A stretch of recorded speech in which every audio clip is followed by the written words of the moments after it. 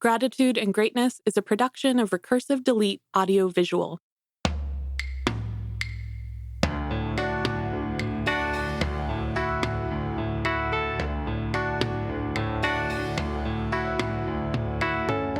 Grief, Gratitude, and Greatness explores living with grief, the gratitude that sustains us, and the greatness we find in connection with others.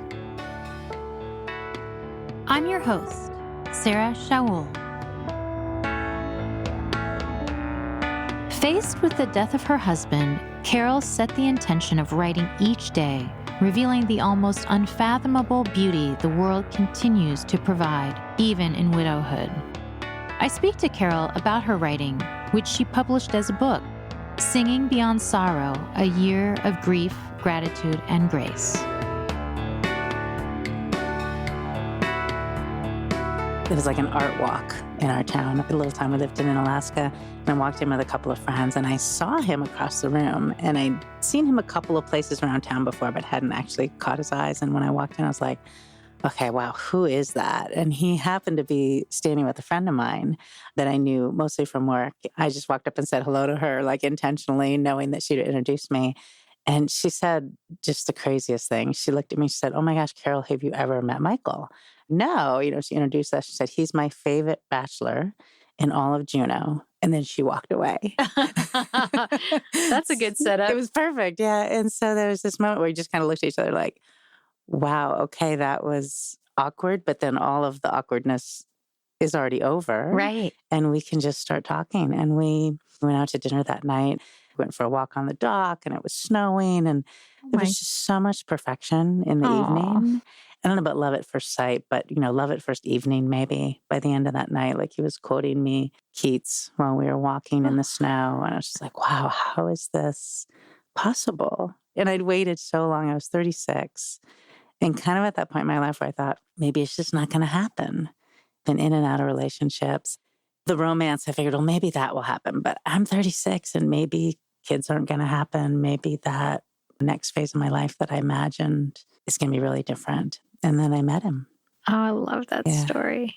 And so then what happened? I mean, we lived in a small town, about 30,000. And so we started dating. And after the first month, we ended up going down to Seattle actually for a weekend, because there's this sense of when you live in a small town, the whole world is watching you fall in love. And that felt really awkward, I think, to both of us.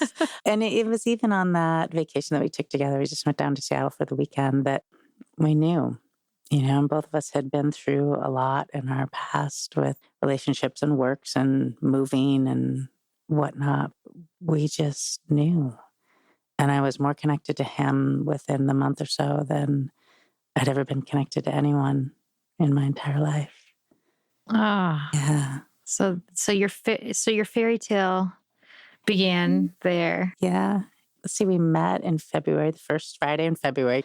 We were engaged by April. Wait. Yeah. You met in February, and you're engaged in April. In April. Wow. Yeah. And then we got married that September, that fall. And then we were pregnant in December with our son. My life seemed like it was on fast forward. Yeah. In a way that it never had been. Wow, this is all going really fast. And this isn't how I typically operate in the world. Yeah. And yet every time I would check in, it felt so perfectly right in every way, every step that we were taking, that, I just went with it. You had your son. Mm-hmm. And then your husband, Michael, fell ill quite suddenly. Right. Well, and it was about a year of him just not feeling great and us not really being able to figure out why. Yeah. So it's about 5 years later. Yeah. And he had some back pain and just, again, things didn't quite feel right, but there was nothing that anybody could put a finger on. And then his physician finally just said, well, let's just kind of run all the tests. And he was diagnosed with aggressive stage 4 colon cancer.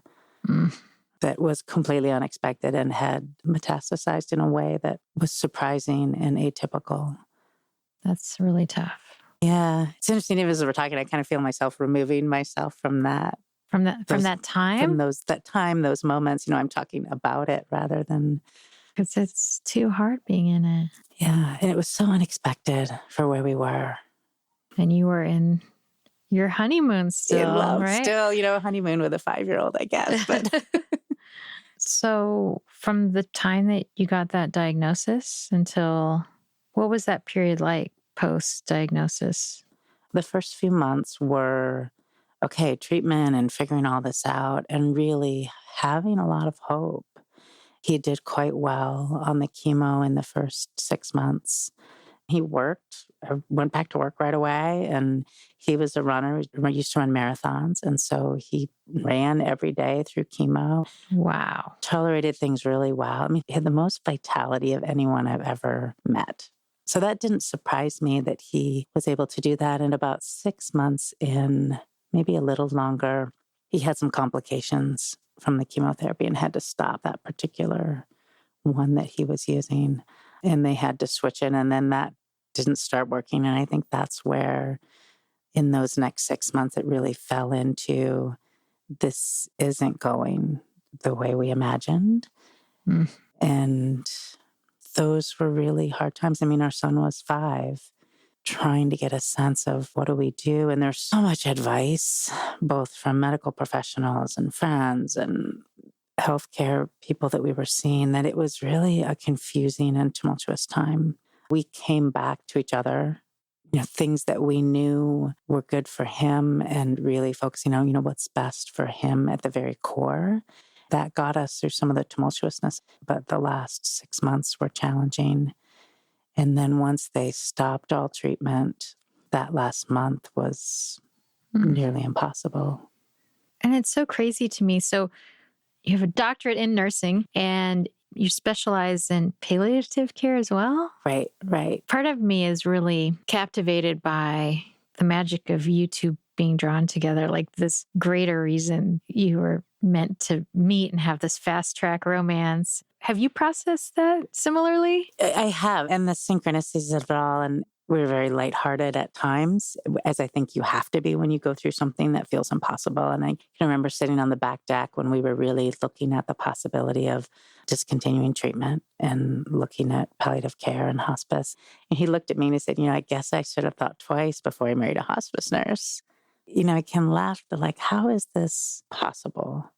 At the time, I had actually gone back to get a master's in psychology to go more into working with the social, emotional, and spiritual places in hospice and palliative care. That's where I really felt like I was drawn professionally. I graduated from that program in August and was going to set up a private practice. He was diagnosed the first week of October.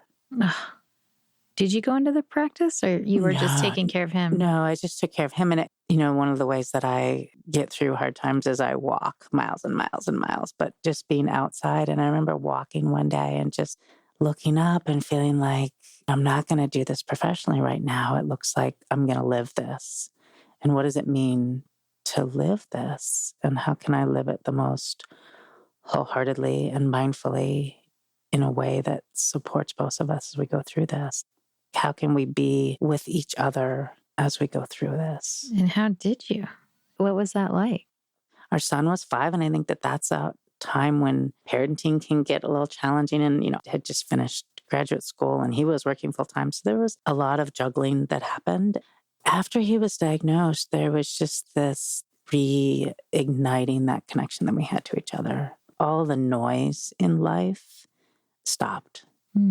When things would even get challenging, we would just look at each other and be like, there's no room for that. There's no room left for any of that. We really just relied on each other. We read a lot of poetry. Do you remember some of the poems or some of the poets that you were reading? He loved Hafiz and Rumi. Mm-hmm. There's a poetry book that we both used to love. I think it's called Sacred Voices, but it's a lot of really beautiful poets from all the ages. And I think there was a poem by Rumi talking about, if I was asked what moments led me to know God or myself the most, what were they? Something to the point of, I wouldn't deny any of the moments that I've had in my life. I would bow to each of them. Our relationship to each other and his illness and the way we went through that together and the grief that followed has changed me. It changed us as a couple. I think as a couple, the thing that came forward the most was the sense of tapping into something that was deeper than both of us, that was created when we were together.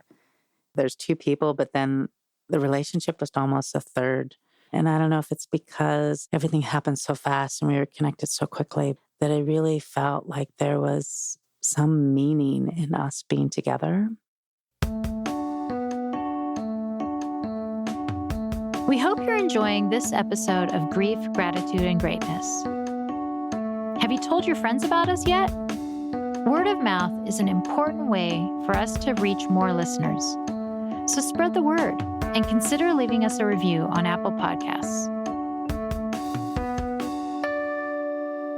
And we actually went back and did some coursework together at the school that both of us had graduated from in psychology, working together through his illness, really to look at how do we get through some of those mental, emotional, and spiritual challenges that come up, and how do we be together in that? And I think there was a sense of, being with 200 other people, classmates, who were watching us walk through a really challenging time in life and be really authentic and real and honest and talk about what was hard. There's this juxtaposition when someone is ill where there's the incredible and immediate challenge of the nature of that illness. And then when it's a terminal illness, right next to that is this incredible preciousness, because there's this awareness that this most likely won't last. And we all can hope for that miracle. At the same time, as humans, we will all die. There's something quite precious in that too, that carried us. There's a sense of, is there going to be enough time for us? And then to know that there's not going to be enough time for us, most likely. Mm-hmm. And how do we want to be in that with each other and with our child? And so if you were to sum up how you were together with each other and with your son, what would those words be? I think the very first one would be wholehearted. And wholehearted with everything. I mean, it wasn't all easy or beautiful, but really wholehearted and authentic. I think we really felt like there wasn't space to hide or hold back. And with our son, we have some friends coming to town who want to take my son skiing, and he's 13. Michael and I both grew up skiing. And so the thought for me that our son is 13, he doesn't know how to ski, there's something in them that's like, I wanted that for him. And while Michael was still quite ill, he went up to the mountain a couple of times. And, you did? And went skiing. And wow. He's had a couple of those experiences with his dad. That's beautiful. If he takes off with skiing and he embraces it, he'll have those memories of doing that with his dad. That's really cool. Somewhere that's in there. And I think that that's how we were, of like, what do we want to create? What's important? Where do we want to go? I'm wondering if there was just this intense urgency around injecting your son with as much exposure experience with dad. Yeah. Yeah. Yeah. Yeah. And I'm wondering if it was overwhelmed of that. I would get really kind of stressed about that. This is too much. I think about Christmas. After Michael died, the expectations around Christmas, because Michael wanted to get him everything that he would ever need in his entire life. And he was 5. Yeah. We couldn't do it all. We couldn't do everything. Right. He really wanted to go to Hawaii as a family, and we had never gone on a big trip together. I think it was in March we started planning it. In my heart, I'm like, this is not a good idea. This is not going to be good for anybody. And it was actually finally the hospice nurse that sat me down and said, let me tell you what could happen on the plane or while you're there. It really made me stop and say, okay, what's his current function? I mean, I could see the blinders that I had put on, and the blinders that he even more strongly had put on, and was really adamant that we were going.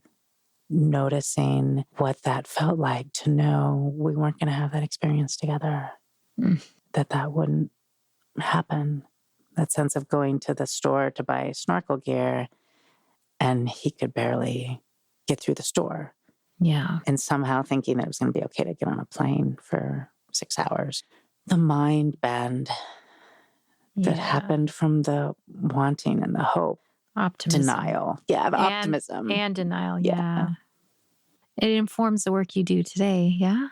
A lot of times I was in nurse mode with him, and there'd be moments, okay, I just want to be his wife. I can't do all this. And that had to be kind of a conscious decision. But it was more after he died that I think my work changed right away. What I thought grief would look like and what it actually looked like were completely different. Even with all your education. Even with all my education and all my work experience. Yeah. And I had worked with families and I had worked in bereavement after. I was kind of already starting to move in that direction. And that had actually happened after my father died when I was 33. There's a lot more subtlety to grief than I ever imagined. That was really informed there. But then when Michael died, grief turned my life upside down in a way that I could not have imagined professionally.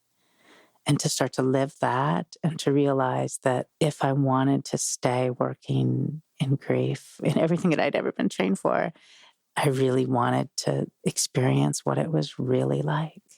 I really surrendered into the full experience of grief. Mm. I let go of a lot of the constructs that I had about what grief would look like and let myself experience what was happening for me as an individual with this particular relationship, with this particular person and this set of circumstances in my life. And began to realize there's a lot that's very universal in grief. And yet there's so much that's very personal depending on who you are in your relationship and what's happened. It was inconceivable to me that the world went on when my world had completely stopped. You know, you get up the morning after, and what do? It's like you get up and you feed the dog and you make tea. Even those small things of your own personal life felt so foreign. Like ridiculous. Ridiculous. It was almost like an out-of-body experience. Like, how am I doing this? I shouldn't be doing this. And then to even step out into my own neighborhood, birds shouldn't still be flying and people shouldn't still be putting their garbage out and going to the grocery store. And it just seemed like the world should stop. Yeah. At least for a minute.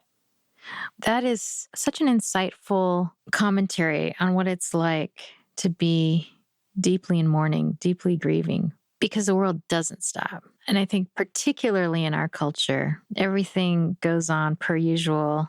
We're looking at the watch. There's so much time you got to get through this. And then we're expecting you're going to be back with us again. And you'll be rolling your garbage can out to the corner like the rest of us. Yeah. And even before that comes in, I mean, I think about, I'm not ready to call the funeral home. There were so many things that I was like, I'm not. And to realize that as a hospice nurse, I had done that hundreds of times. Yeah. Walked in and helped the person call. But to be in it, I can't do that. You're right. And then you do it. I mean, you know, you take the steps that you need to take, or, you know, and then you go and you visit the funeral home and you talk about the plans that he had made for cremation and how we're going to do. But it just feels absurd, right? It feels so strange. Yeah. You know that it's there. And even as much as we had talked about it, which a lot of people don't, even to face that moment with as much information that I had and as much talking as we had done, to face that moment and go, I'm not ready. Is my son ready? I think I had spent so much time, how do we live until he dies? That when he died, I didn't know how to live.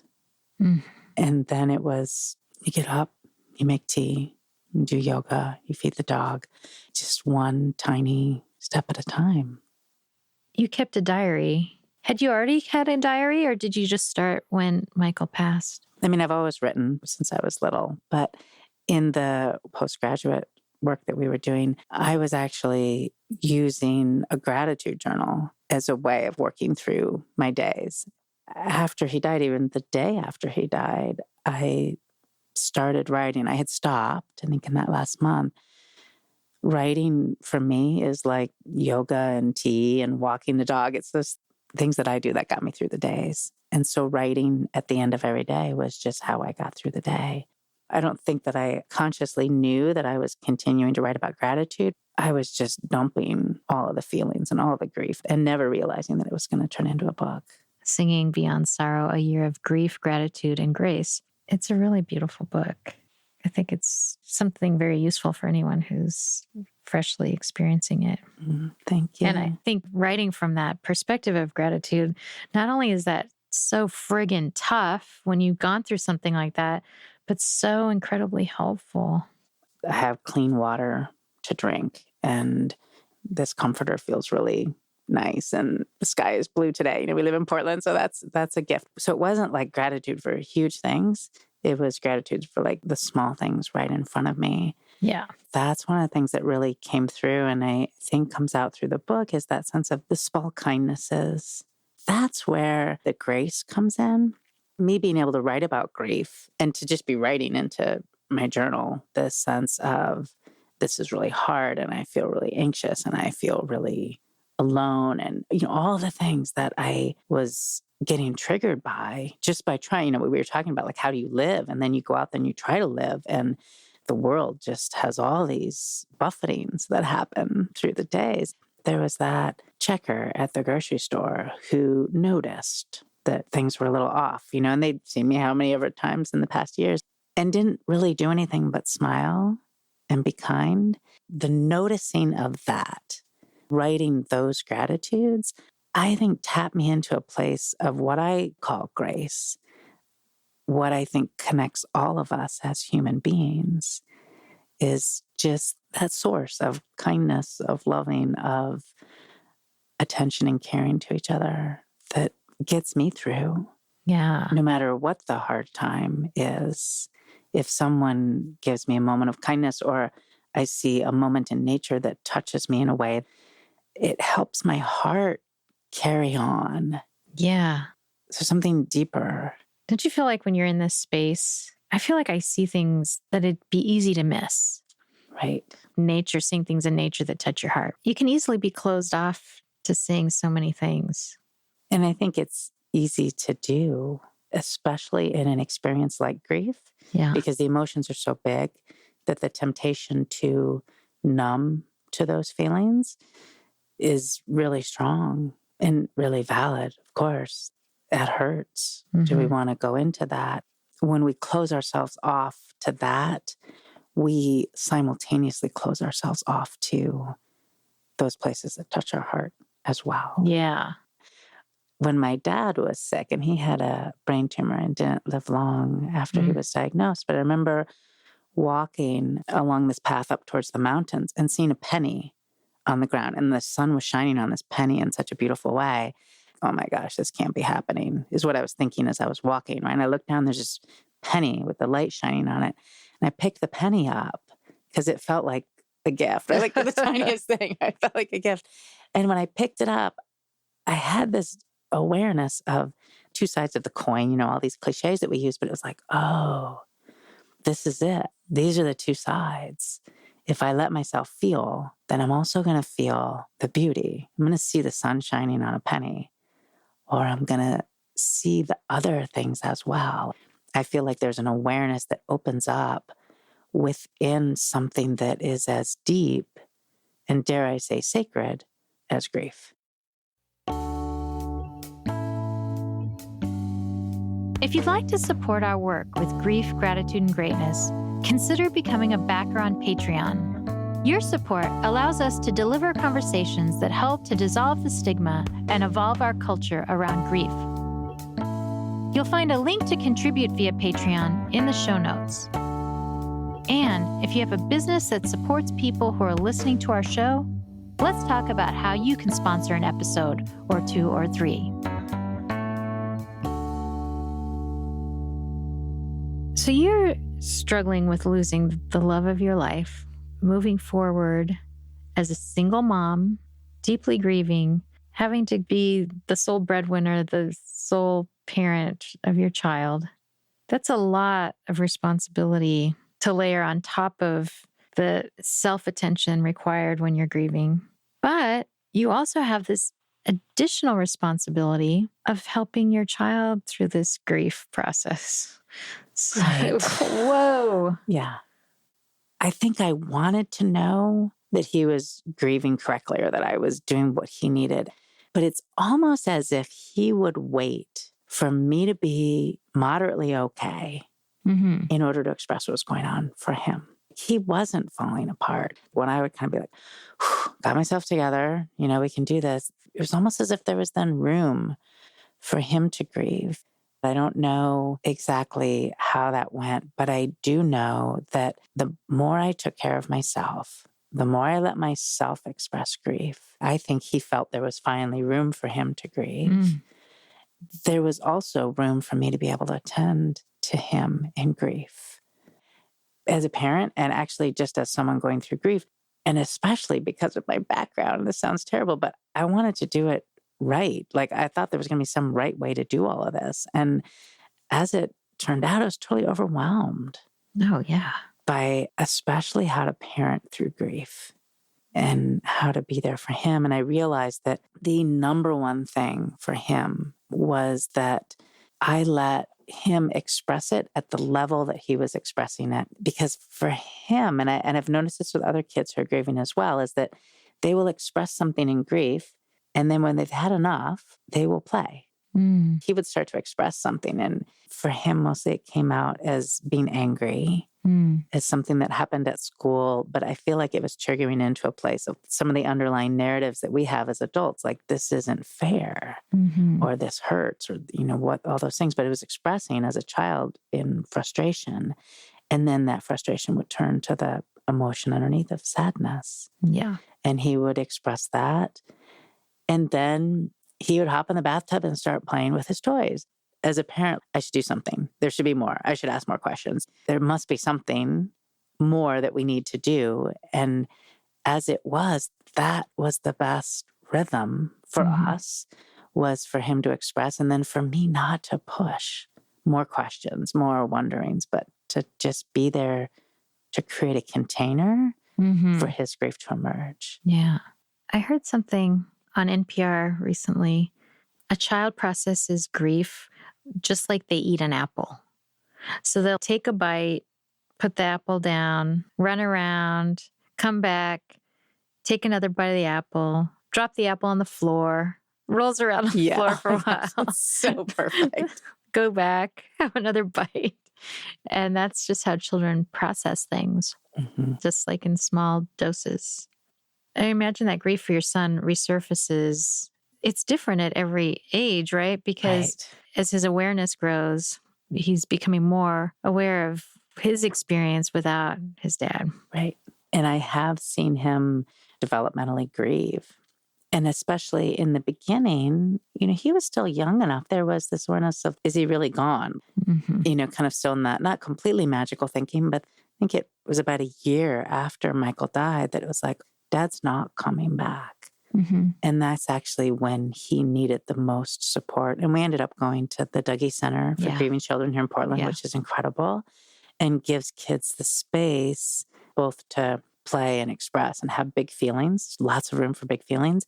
And for him, it was really important at that age to know that there were other kids who had had that experience. Because for him at school and in his social group, everybody else had their dad. I remember him telling me once, you don't know what it's like to be the only kid without a dad. Oh, how heartbreaking. And I can still see him in the hallway telling me that. You're right. I don't know what that's like. And all I could do was be there for him and be grateful that he had the capacity to express that. Right. To me, to know that that's what felt hard in that moment. He's 13 now, so beginning to see as he grows more into a man, how it impacts him and his story, his way of being in the world. What do you do for yourself to be present in this world? I've begun to really understand and define for myself and pay attention to what feels comforting and what feels nourishing. Oh, that's good. And that there's a vast difference. Like a tub of ice cream feels really comforting. Right.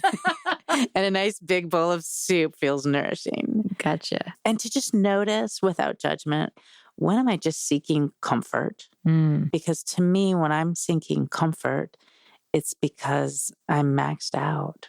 Or I'm over the line. And it's actually something that Michael used to say to me all the time, especially when we first started parenting. He's like, you can't give from your core. He would actually notice that before I would. And so thank goodness he started to instill in me, what does it feel like when I'm giving from my core? And that's when I want comfort. Mm-hmm. And that's when I think I can probably need comfort without a lot of judgment or self-flagellation. Could be so hard on myself for that. Those comforts of whether it's food or Netflix or things that are numbing, I guess I would say. Yeah. So maybe I don't want to use the word comfort. Maybe I should use numbing to give comfort a break a little bit. Yeah, but I like the pairing of those two. Yeah, because they're different. They're so different. Whereas nourishment is a little bit proactive. Right. It's not just getting through. And I think that as time has gone on, I've been able to shift away from comfort, which is how do I just get through this? Comfort, both physically or even emotionally and socially. Oh my goodness. Either avoiding social situations or shutting down or pretending. So much pretending.